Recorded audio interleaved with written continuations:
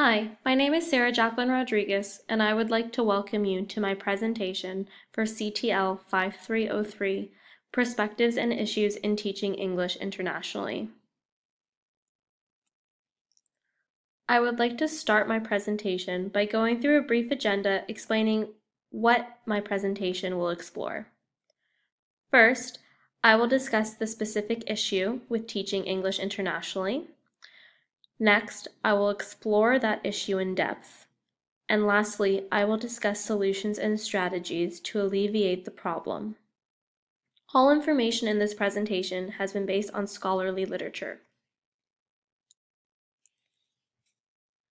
The issue that I will be discussing is establishing teaching strategies and methodologies that are sensitive to the local culture and context. This issue is very important to explore because it directly affects your ability as an international English teacher to conduct an English program that is meaningful, equitable, and reflects the learners in your class.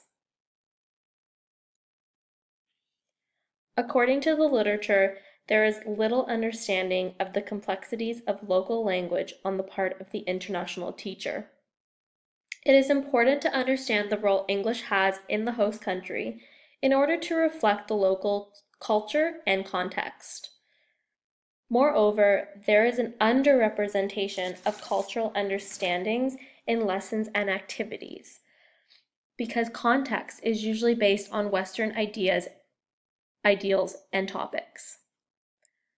Literature has also stated there has been a cultural mismatch between Western values and teaching styles and those of the host nation, due to a lack of knowledge of host nation's education policies and practices. All of these outcomes ultimately cause failures in the English language classroom internationally. There are three main outcomes of the issue according to literature. The first is colonizing teaching practices. This entails the prioritization of Western knowledge and education styles and reinforces the idea that the West needs to educate the rest of the world because they are seen as inferior. This undermines the host country's culture and knowledge because it is not being used in the international English classroom. And often, the use of Western knowledges and ways of teaching don't reflect the real needs of the population and leads to stereotyping, which can create an unsafe, hierarchical classroom that is not conducive with meaningful English language learning. The second outcome pertains to lessons and activities that don't reflect students' prior knowledge and interests. Through colonizing teaching practices, topics and concepts that are taught are usually based on Western ideals and through a Western lens. This can create confusion on the part of your students because the content is unfamiliar to them. For example, if you are doing a lesson on animals and talk about animals that are found in the Western world, for example, a squirrel, students will have a hard time following because they may not relate or understand the content being taught to them. And this inevitably leads to a lack of engagement of your students. Moreover, due to cultural differences between the host country and your home country, you may use terminology, materials, or discuss topics that may be inappropriate to your students' culture and beliefs, causing discomfort and anxiety amongst your learners. Lastly, by planning lessons that don't reflect students' interests or culture, you may come to the conclusion your students are at a lower level than they are. And this is based on the confusion and engagement you are noticing when teaching. When in reality, it's your teaching strategies that are inhibiting students to learn and display what they know. The last outcome is the practice of culturally insensitive teaching and confrontation with the host country's culture of learning. These practices create an unsafe learning environment for your students because their identities are not being reflected or respected within the classroom. Additionally, by following Western education practices and ideologies, you are essentially saying the host country's education system and philosophies are inferior, and therefore disrespecting the host country's culture and beliefs. Ultimately, all of these outcomes lead to frustrations and failures in the international English language classroom. I will now take a look at an example that highlights these outcomes. So China's education system favors a teacher-directed learning style that steers away from interactive activities and group work. Moreover, games and puzzles are associated with fun and not learning, and therefore are not used during class time. If they are, the teacher is seen as being lazy.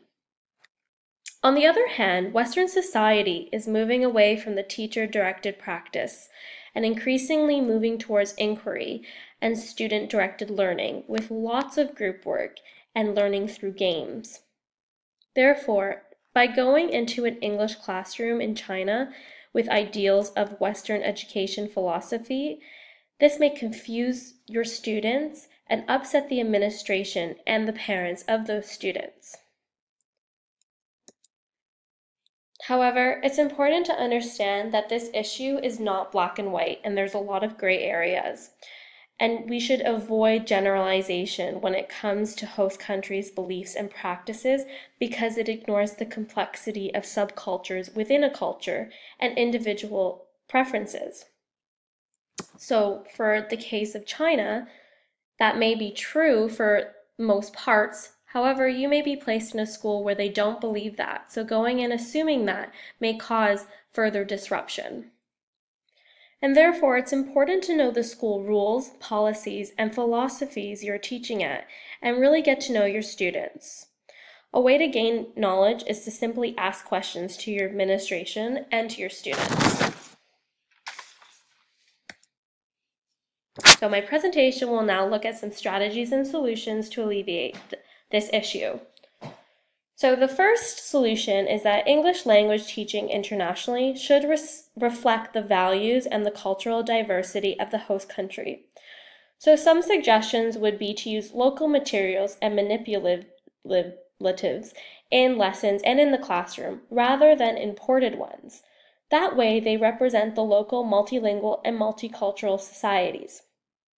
Another strategy is to use topics and ideas in lessons that reflect local situations, so students can connect with these topics and richer learning takes place. A great way to ensure this is working with your students to create norms and expectations. And this avoids the mismatch and failures because the chosen methodologies will match the learner's assumptions and expectations. Moreover, you should learn about the education system in your country of choice to meet the expectations of your administration and the host country. Another strategy is to develop a sense of cultural awareness, which entails a deep understanding of the host country's culture that goes beyond fact. A strong sense of cultural awareness gives one the ability to compare cultures in terms of similarities and differences, have a strong knowledge of cultural norms, which can allow you to avoid offending your students and coworkers. And lastly, have the ability to employ these skills and knowledges in real-life situations. Some strategies to develop a strong cultural awareness is to look beyond the classroom and explore the culture within the cities.